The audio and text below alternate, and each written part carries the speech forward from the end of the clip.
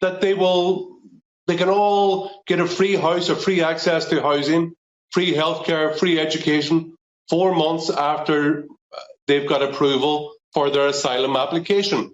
We need to take a closer look at these messages and these tweets by Roderick O'Gorman. This is for the people who still think this refugee crisis is organic, that it's not planned. Roderick O'Gorman in 2021 uses his Twitter feed to put out an appeal for people to come to his country, telling them they'll get the key to their own front door within 4 months. The 5 languages he translates his posts into: Albanian, Arabic, Somali, Urdu and Georgian. Now here is a list of 48 different countries that migrants have claimed refugee status from 12 months after his posts. If we look at just the top 9, 7 of the top 9 countries, if you look at the countries he put out in, 7 out of the 9 are the languages that he appealed in. This result and this refugee crisis is a direct result of him and the Irish government appealing for people to come to their country. Roderick O'Gorman put out a little leaflet inviting all these people over here and offered them houses within 4 months, considering we have a housing list where there's people waiting for 12 years. But yeah, our government are coming in and they're throwing all these people, like you get people landing on a plane on Tuesdays and by Friday they're being housed, they're getting medical cards, they're getting dole, they're getting everything. All that money that the government's putting into them could be putting into our own homeless people. Yeah, okay. And there's a lot of homeless people that are on the streets who are dying. I know. 95 last year. 95 Irish women, no, 95 Irish people died last year from homelessness. No issue with once you look after your own people first and try and help with the homeless crisis that we have as well. Yep. And then everybody else coming here. Our schools are oversubscribed, hospitals are oversubscribed, doctors, it's not feasible. We're not equipped to look after ourselves in this country. We have 11,666 homeless people in this country. The house was taken off you when your parents died and they didn't have you on the rent, was that? And you were just told to leave. Shame on them. Ireland has had homeless for the last 40 years and they were all Irish. Now suddenly there's houses and accommodation being provided for everybody that isn't Irish. Well, spanking new mobiles there for the Ukraine people, and they can't put their own Irish in a fucking hole. They can't even put up their own Irish homeless people. Well, what's this say? You can't fight the war, but you're here in our country. Why aren't you out there? I know, but why don't you not have a boom, boom, boom? No, speak English. But come here, when you come into the airport, you can speak English, couldn't you? Last week there was a 34-year-old homeless fella died on the street, and wow. He was homeless for I don't know many years, but yet they're putting these people up, it just doesn't make sense. My son has special needs, so we have a summer camp every year. So we were asking one of the government organisations for some money. Yeah. And now this is a really good summer camp, and special needs children absolutely love it. It's 2 days a week for 3 weeks. And she said, no, I don't think I can give you any money this year. And I said, well, is there any way at all we could get some money? And she said, oh yeah, have you got any Ukrainians in your special needs summer camp? And therefore, if you have, we'll give you loads of money. An article came out yesterday in the hospitals that because the hospitals are so understaffed in this country, people have to wait now between 12 and 18 hours. And over the last 13 months, 1,300 people have died in this country because of that. So why are we taking in 80,000 more people if we already have 1,300 dying because they can't be seen by a doctor?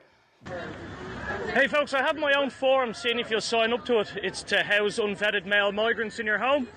Would you like to house any unvetted male migrants in your home? Why not? Are you a racist? Or are you a fascist maybe? What have you got against refugees? If I had a home, I'd house them in my house. So you're speechless, but yet you're here preaching about racism, but you won't house unvetted male migrant strangers in your home. That's the problem, isn't it? This is why the country's so divided, isn't it? Nice fake laugh, buddy, nice fake laugh. Yeah, 100%. Would you like to house unvetted male migrants in your home? Well, that's why the country's divided, folks, because they actually can't answer the hard questions. He actually doesn't have an answer to it. So there you go. No, it's not ridiculous because you don't have an answer. If it was ridiculous, you'd have a million answers, but you don't.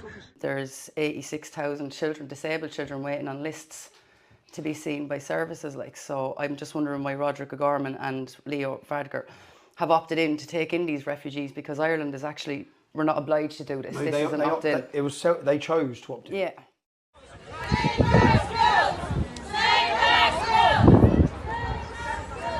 Ruth Copinger, and of course, a person that has no kids, Roderick O'Gorman, actually cares about your children.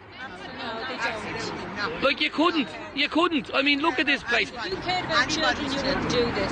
Yes. If you cared about children, you would not put unvetted in here when a school is right behind it, and we lanes everywhere and into our community, and we don't know about these people. We don't know if they're documented or not. People are taking the streets to alert the political establishment of communities overwhelmed, unable to handle the volumes of people entering Ireland. The answer? Labelling opponents far right. They did the same in Sweden. I'm very concerned about the rise of the far right and indeed the rise of racism in Ireland. To me, majority of these people are out of work. Obviously, where do they get the time to protest? So my opinion is, you know, these people are out of work. They've nothing else to do. Racists and the far right will blame whatever problem the country is facing on migrants. That's the way it works. That's the way they think. So if we have a housing crisis, it'll be the foreigners are taking our homes. If we have an unemployment crisis, it'll be the foreigners are taking our jobs.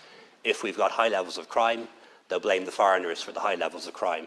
If there's violence against women, one of the oldest tropes in the book, they will blame that on migrants and people who've come here from overseas, particularly those who are brown or black. It's unbelievable. Like, you look up gaslighting, it's what they're doing to us. Like, they're telling us one thing and then calling us names then when we say, actually, that's not what you're doing. Like, and we're getting called names then and getting called a racist. You know, the way they're even talking about people that are standing up for the country, standing up for their communities, you know, calling us racist. That's disgusting. Aisling Murphy, a girl, was going for a run. She was a school teacher in our country. She was out going for a run. She probably exercising is what she done every day because our country was safe at what you would be able to do it. And that girl got attacked and killed on her jog. It's an invasion in what's happening. And you can see that with the statistics of rape. I have another thing here. Rape in 2021, it went up 7%, and in 2022, I think it went up 12 or 13%. Well, I don't think we're racist. I think we're just actually protecting ourselves, because we've seen what the outcome is, and we're hearing stories. And you're seeing, like, you've heard, say, a woman's getting attacked in a park right next to your home. You're hardly going to just go and risk that. Just in case, like, you know. Because I don't want to be seen as a racist. I don't want to be seen as a racist, but yeah, you're going to risk yourself walking through a park in the evening. Yeah. You know, that's not okay either. No, none you of know? How you can be scared of being called racist rather than come and do something to protect your children. You have your daughters, your sisters, your wives, and you are scared of being called racist? Come on, like. You know what's really, really sad? All you people that are commenting right now and calling us racist. And all you hobnobs stuck up your fucking own arse, virtue signalling whores who would have a candle for Aisling Murphy, but don't dare talk about the fact that the person who killed her was an unvetted man known to the cops who'd already done this. So when I was doing my research into this stuff, I came across this paper, Funding in the Areas of Migration and Border Management. Now, what I discovered is the EU, since Ireland started taking in these refugees, the EU started funding us for a Dublin Rape Crisis Centre, working with refugees and asylum seekers. So it's why is the EU funding us for a rape crisis centre? What do they know that we don't know? Do you know what I mean? They know exactly what they're allowing to come over into this country.